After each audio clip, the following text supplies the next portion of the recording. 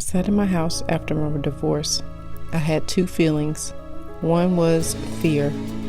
The other one was relief. The silence was loud, and I had no idea how to put the pieces back together. But God stepped in, and what He showed me in that season changed everything. If you're feeling lost, exhausted, or like you're carrying the weight of the world after your divorce, this video is for you. How do you rebuild? I'm going to share with you 3 truths that God revealed to me when I had absolutely nothing left but Him when I was trying to rebuild my life. This might just be the starting point of your healing too. So let's talk about what life after divorce really looks like when God is the one rebuilding it. I wanted to take some time to give you guys my tips on rebuilding your life. As you guys know, this is the second time I've had to rebuild my life. And so, no, I have not been divorced twice. My story is a little bit unique in that I went through a separation that was almost a decade before the actual divorce. And so I had a separation where I had to rebuild my life and kind of start over, and I knew that, the divorce was coming. But there was a long period before the actual divorce took place and the child custody battle, which was a whole nother problem. And so I was able to successfully rebuild my life after the separation, but then I had it was basically destroyed again within the child custody situation. And, all of that has been, well documented on this channel, and we won't go into the details on that. But I just wanted to give you guys some of my tips. Okay, so if you go through a separation, you go from being married and then you're separating, and then you have to decide what's going to happen with the living situation and how you guys are going to go your separate ways and that kind of thing. And so I basically went from, okay, we're married, to I'm going to be a newly single mom and I'm going to have to support myself and all of those things. So the biggest challenge that I had obviously was I was going to have to try to find housing. We were in an apartment at the time, and I knew that I was going to have to find somewhere else for my daughter and I to live. And so I knew at the time that I was like, okay, I don't want to go back to another apartment because, by this time I was in my 30s, and I was like, okay, I'm too old to be having to go to another apartment. I really want to have a house. But at the same time, I knew, okay, financially, I'm about to go through a divorce. I was not making very much money. And so I knew that I was not in a position to buy a house. And so but I also knew that, okay, this is going to be a change for my daughter, and I don't want to have to be moving more than one time. Like, we're already going to have to move and deal with, going from having 2 parents in the house to having 1. I don't want to have to do that. And then, a year or 2 when I'm ready to buy a house, do that again and have her move again. So I just wanted to be able to create some stability, and I didn't want to be moving a bunch of times, but I did know, okay, we're going to have to move. And so my goal was to be able to move and only move once. And so in order for that to happen, I was praying, okay, the Lord was letting me know, okay, we're going to have to do some kind of rent to own situation so that you can go ahead and move now, but you will be able to purchase the house when you're in a position where you can purchase, and that kind of thing. So my first tip, that leads me into my first tip. My first tip is to look for favor. Okay. I was looking for these places, and I was getting doors slammed in my face left and right because I was trying to do rent to own. Right. So what would happen is I would go to realtors, and realtors would basically slam the door in my face, because if I do rent to own, then they don't get their commission right then. They want someone to buy the house because they want to be able to get their commission. But then, when I would try to go straight to people that were selling them their houses themselves, because they weren't working with a realtor, the house would just, be dirty. It wouldn't be worth what they were asking for. So it was like I was kind of stuck in limbo. And so I was getting really frustrated because it had been months. I think, so the separation happened around May.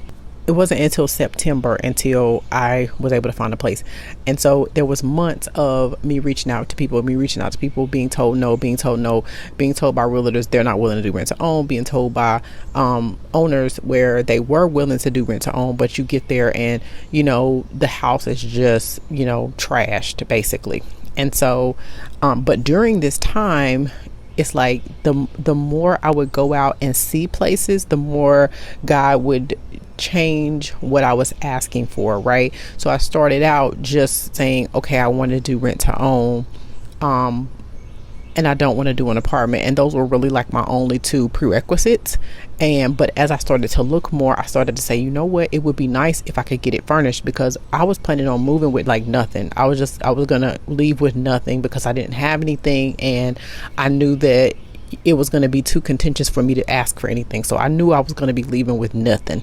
And so it began to change my prayers as I was in the waiting period. And so as my prayers began to change, I started to see the favor, because it was like, that's one thing that you have to realize with God, is that in order for you to get favor, you have to be praying what his will is for you.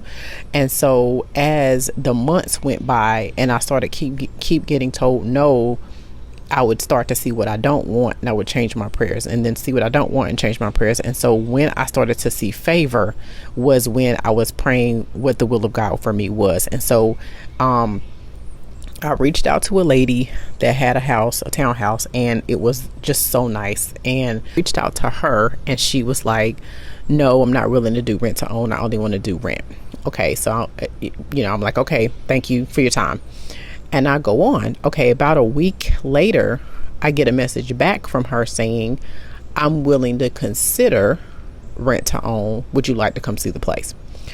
So I'm like, okay, great. So I'll go and see the place. Now, in between time, the Lord showed me favor, because I was praying and asking him about, deposit, how I'm going to get utilities turned on, because I was broke. I didn't have nothing.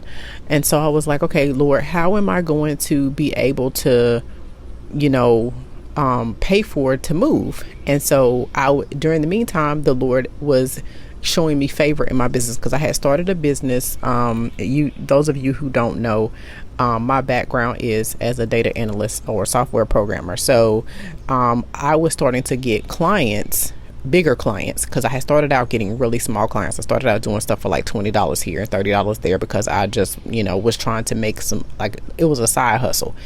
And so I was just trying to get my foot in the door. But during this time, I started to get $1,000 clients, $2,000 clients, like bigger clients. And so I was just kind of saving the money that, the best I could to be able to move. So I was getting those clients. And then on top of that, I had a yard sale, because I was like, I didn't want any of the stuff that I had. Like, I didn't have much, but all of the stuff that I had that was, decent stuff, I sold at this yard sale, because I was like, I knew I wasn't going to have a moving truck, and I wasn't going to be able to move it. And then again, the quality of the stuff was just not, it was not great. Okay. And so I was like, okay, we're just going to sell it at a yard sale and just, sell it for really cheap and just try to raise some money to be able to pay to move. And so this lady, I reach out to this lady, and this lady tells me she's not interested in doing rent to own. Okay. And then the yard sale happens, and then she reaches back out to me and says, okay, can you come look at it? I'm willing to consider it. So it's like the Lord just started to show favor, because, I had this yard sale, and I literally, it was a community yard sale where it was like vendors, where everybody had like a table, like a booth type situation.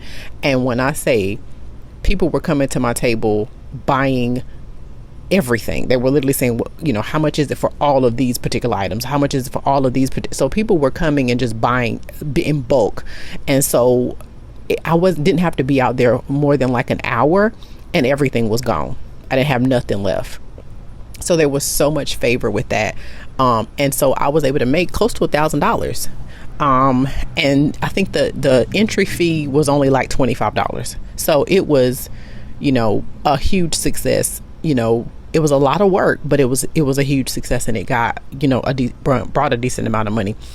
Okay. So I get to this lady, I go to see this house, and I'm thinking, now mind you, I've been to see dozens of houses, and they all have been subpar, places where there are roaches, places where the person had a cat and all the furniture has been scratched up by a cat, places where it smells like cigarette smoke. These are not quality places, right? So, but this one, I could tell by the pictures online, I was like, I'm pretty sure this place is going to be it.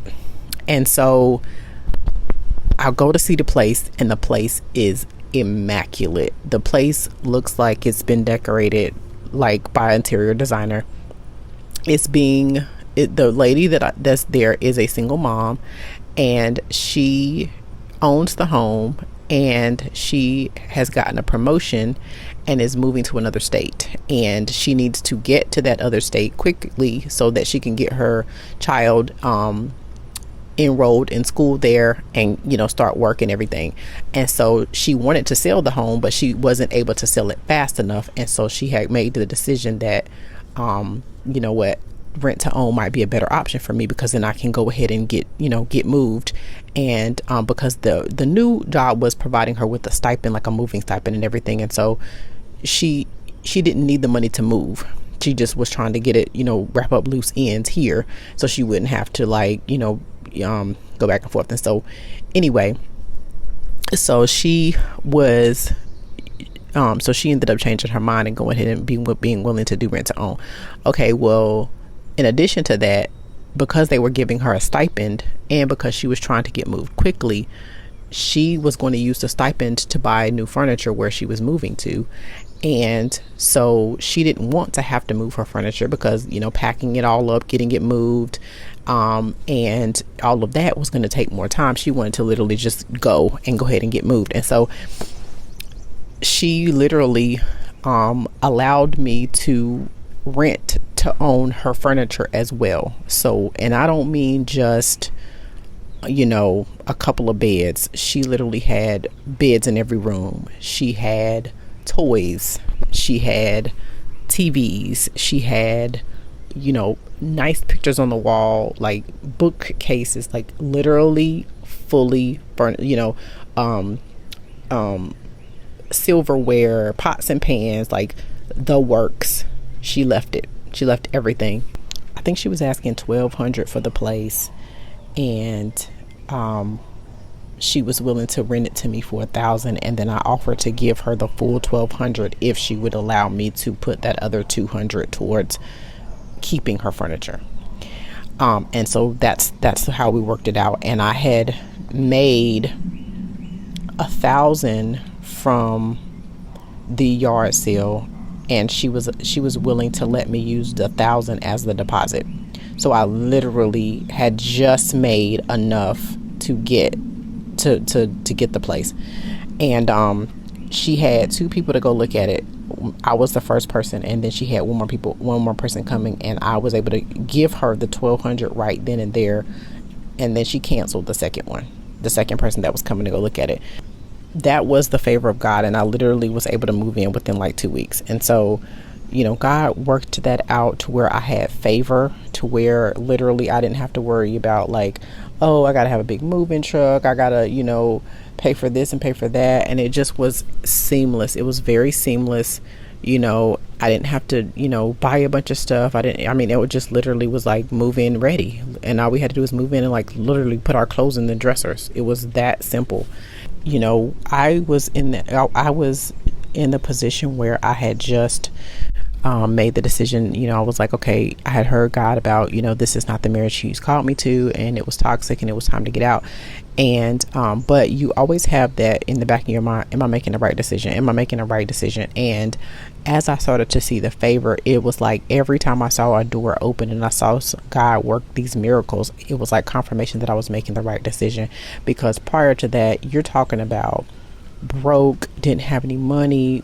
I literally worked 3 jobs my entire marriage, and we literally never had 2 nickels to rub together. Towards the end, I literally remember having to choose between diapers and formula because I couldn't afford both. I remember literally like days before getting paid having to cut up old t-shirts and use them as cloth diapers, because that's all I had, because it was like, oh, I only had like 6 or 7 diapers left, and I knew that I would have to give them to the daycare. So I would save those diapers and give them to the daycare, and then at home we would be using t-shirts. Like, we were that broke the entire marriage. And it was like, as soon as I made the decision to say, all right, God, this is not what you called me to, I'm gonna step out on faith and go ahead and leave, I started to get favor. I started to get in new clients. I started to, got favor with where to move. We got furniture, all new furniture. It was like it was like favor on top of favor on top of favor. And so if you're trying to rebuild your life after divorce, that is the top tip that I would give you, is to look for favor.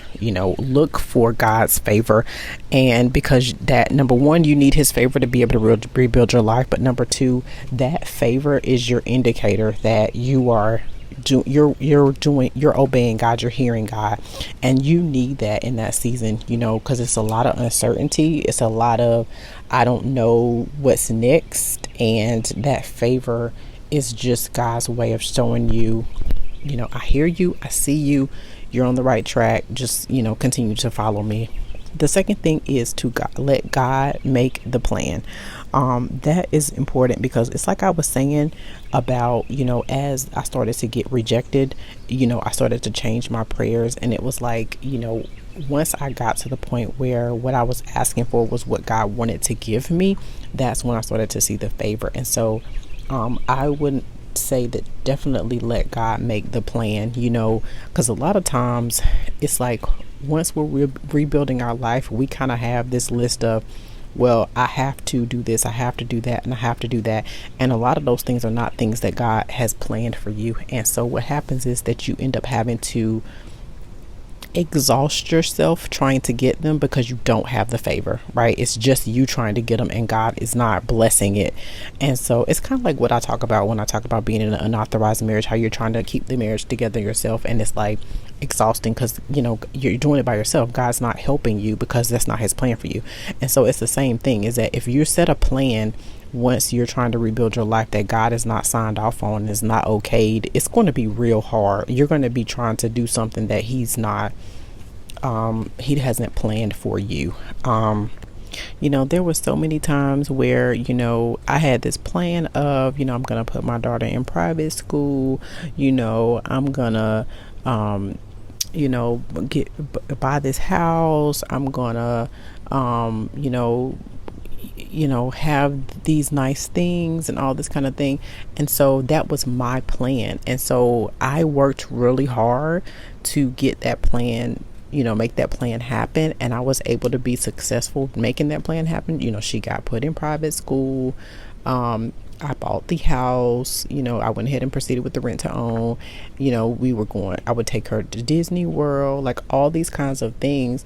But what happened is, over the long haul, when it finally came time to go through with the divorce and child custody situation, I was not at a place financially that I should have been, right? One of my original goals was to save as much as I could in order to be ready to fight that battle, because I knew it was going to be brutal and I was going to need money for it. But what happened was, all of my goals of, basically trying to keep up with the Joneses and say, all right, I want my daughter to have the best, I want me to have the best, and all those things, I definitely should have waited on some of those things. And, had I heard God and listened for God on those things, I would have been in a better place. Because once you do private school, and once you do having nice things and those kind of things, they take money. And a lot of times it's not just a one-time deal, it's repetitive. And so what happens is, you end up increasing your cost of living in a way that's not necessary, right? And so like now, we do homeschooling, but at the time I felt like, okay, there's no way I'm gonna be able to do homeschooling, because I was having to go to work. That was before I, had work from home. And so, because I did a lot of, I worked as a contractor. And so I did a lot of contracts where I did one contract that was, almost 45 minutes away, and with traffic it ended up being an hour and a half sometimes. I remember one time the daycare closed at 6 and I literally did not get my daughter till 7:30 because the traffic was so bad. So those kinds of things, that's the kind of thing that it took to be able to meet those goals, whereas those goals were my goals, right? They weren't God's goals. And so had I been willing to say, you know what, we don't have to do Disney World, we can just do, something close by, right? We can do those things, but maybe a little later. Like if I would have been willing to wait on those things and, kind of say, all right, this is what's really, really important versus what's not. Because a lot of times when we get to be, especially when you've been in a toxic marriage, a lot of times you're dealing with financial issues. Sometimes it's you're broke because you're dealing with somebody that's irresponsible and just spends money like water. But sometimes it's because you're dealing with financial abuse and there is money available, but they just don't give it to you. But either way it goes, there's usually some kind of depravity, and so it ends up where you're just like wanting to spend, and that can put you in a position where you're making things harder for yourself. And so really sitting down and saying, okay, God, I know the plans you have for me are to prosper me and to not harm me. What exactly are those plans? Really will make your life easier and will make you be able to rebuild on a more solid foundation. Okay. The next thing goes along the same lines. Number 3, don't be an overachiever. Give yourself grace. I want to say with that, you want to make sure that you're not setting goals that are making you an overachiever. And that's what I meant by, a lot of those goals that I said. It was just really being an overachiever, because a lot of us, we feel like, okay, we're not going to be the typical single mom. We're not going to, be broke. We're not going to, not be able to do this and not be able to do that. And so we set our goals really, really high that I'm just not going to be a stereotype. I'm going to be an overachiever. And I think that ends up hurting us, right? We don't want to be the typical, you're broke, you live in the projects, you don't have this and you don't have that. But at the same time, you don't have to keep up with the Joneses either. And so there has to be a happy medium, a balance, because the idea that we can do all these things and we are women heroes roar. Just because you can doesn't mean you should, right? And doesn't mean that it's in your best interest, and doesn't mean that it's not going to burn you out in the long term. I'm going to give you an example about that. When I was in high school, I became an overachiever. I was really intelligent, and they brought these things to our to our high school called honors classes. And so honors classes were supposed to be where it was for children who just really excelled in academics, and so but they were difficult classes. And so I ended up taking a couple of honors classes and really enjoying it. But then it was like I took a couple of honors classes, and then okay, now you got a problem of you got your honors classes, and then they started offering what was called AP classes, and these were like college course classes. And so then I started to take a bunch of them, and so before it was over, I had all honors classes and all AP classes, and I was literally burning out. And these classes were classes where if I would have taken one or maybe two, I would have gotten A's in those classes, but I ended up getting like C's and D's in those classes because I had too many of them. And so I ended up burning out. And so when I went to college, I went to college for nursing, and I ended up doing 2 years of nursing and burning out, and literally burning out and just quitting in the middle because I just was burning out. I literally was like, I cannot take another day of class. And a lot of that was from just all of those taking too many college courses in high school. And so fast forward, I realized that nursing definitely was not my calling, and God worked it out for my good. However, it illustrates what I'm trying to say, is that just because you can do something doesn't mean that you should. And a lot of times when you're rebuilding your life, you're rebuilding it for, let's say, 20 or 30 years down the road, right? We want to live like we have been rebuilding our lives for 20 years after we've only been rebuilding it for a year. And even though it may be possible, that doesn't mean that it is a good idea, right? And so we don't want to do that, and we don't want to be overachievers. We want to just have what God has for us, because what God has for us is going to incorporate you being able to sustain your mental health, right? And to be from a place of rest where you're not having to work like a slave, and you're able to have those things but not feel burnt out. And so those are my tips is number one, look for favor. Number two, let God make the plan. And number three, don't be an overachiever. Just give yourself grace. And so I think if you will keep those three things in mind when you are rebuilding your life, you are going to be able to build a life that's going to be, more on a solid rock. That God is able to lead you and guide you and bring you to a place of rest. And, most importantly, as you are doing this, as you're rebuilding your life, keep God first. Really ask him, what does he want? What is his plan? And make sure that you're building your life according to his plan and purpose for you, because he loves you. And his plan is always going to be what's best for you, what's best for your children, and what's best for the plan that he has for you in the future. So I hope that helps if you're trying to rebuild your life after divorce. Now stay tuned to see how I'm going to be rebuilding mine. I am Amanda Nicole, and I am the CEO of Freedom Through Divorce. And so I create personal development courses and ebooks and all kinds of things that are geared towards women of God who have been through divorce, who are considering divorce, and who want to move towards freedom and finding their purpose in God.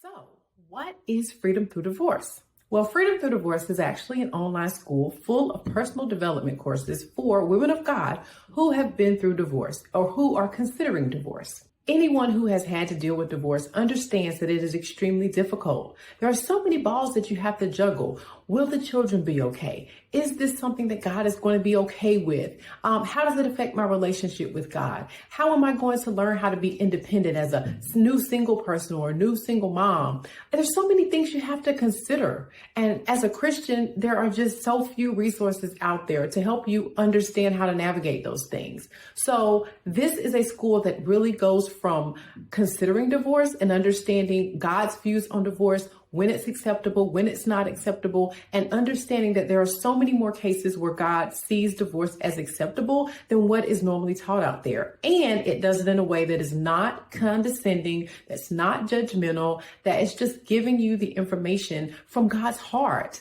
And most importantly, is from someone that's been through what you're going through. It's not just theology. It's not just, I read this or I heard this, but it's someone that's actually walked through it. So the personal development courses are meant to help you move and experience freedom through divorce, because there's so many people who they get a divorce, but they don't thrive afterwards. They stay stuck. They stay bitter. They stay telling anyone that'll listen how terrible their ex is. And that's not God's plan for you. God wants you to be able to move towards the purpose and plan that he has for your life and to thrive so that the chapter of your life post-divorce is better. That's what the word says. It says your latter days shall be greater than the former days. So that's what Freedom Through Divorce is all about. It's personal development courses that you can take the information from a biblical perspective and experiencing God's freedom, his prosperity, his love, his joy, his peace, all of the fruits of the Spirit and the blessings that he sent his son to die for you to be able to have. Just because you've had to go through a divorce does not mean that you are negated from the promises that God has for you. So that's what Freedom Through Divorce is. If you're interested in learning more, visit our school today.